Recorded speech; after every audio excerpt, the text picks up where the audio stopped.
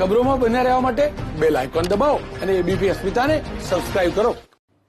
રાજ્યમાં કમોસમી વરસાદે ખેડૂતોની દશા બગાડી છે। માવઠાના કારણે રવિ પાકને મોટું નુકસાન થયું છે। સૌરાષ્ટ્ર, દક્ષિણ ગુજરાત અને ઉત્તર ગુજરાતમાં વરસાદથી પાકને નુકસાન થતા ખેડૂતોની સ્થિતિ કફોડી બની છે। સૌરાષ્ટ્રના અનેક યાર્ડોમાં પડેલી ખેત જણસો પલળી જતા નુકસાન થયું છે।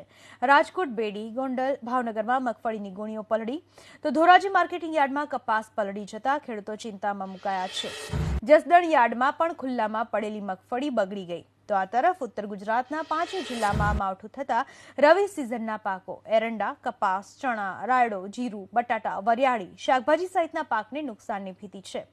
ભિલોડામાં ખેડૂતોના ઘઉં પલળ્યા તો મગફળી વેચાણ કરવા પહોંચેલા ખેડૂતોની મગફળી પલળી ગઈ। દક્ષિણ ગુજરાતમાં કેરી, ચીકુ અને કપાસના પાકને મોટું નુકસાન થયું છે। એવી જ રીતે મધ્ય ગુજરાતના જિલ્લાઓમાં ઘઉં, તમાકુ, તુવેર અને મકાઈના પાકને નુકસાન થયું છે। છોટાઉદેપુરમાં કપાસની ગાંસડીઓ પલળી ગઈ। ખેડૂતોને અતિવૃષ્ટિનો માર પડ્યો। હવે શિયાળાના આ માવઠાથી ખેડૂતોને મોટું નુકસાન થયું છે। સાથે જ નુકસાનીનો તાત્કાલિક અસરથી સર્વે કરી ખેડૂતોને તાકીદે સહાય મળે તેવી માંગણી કરવામાં આવી છે।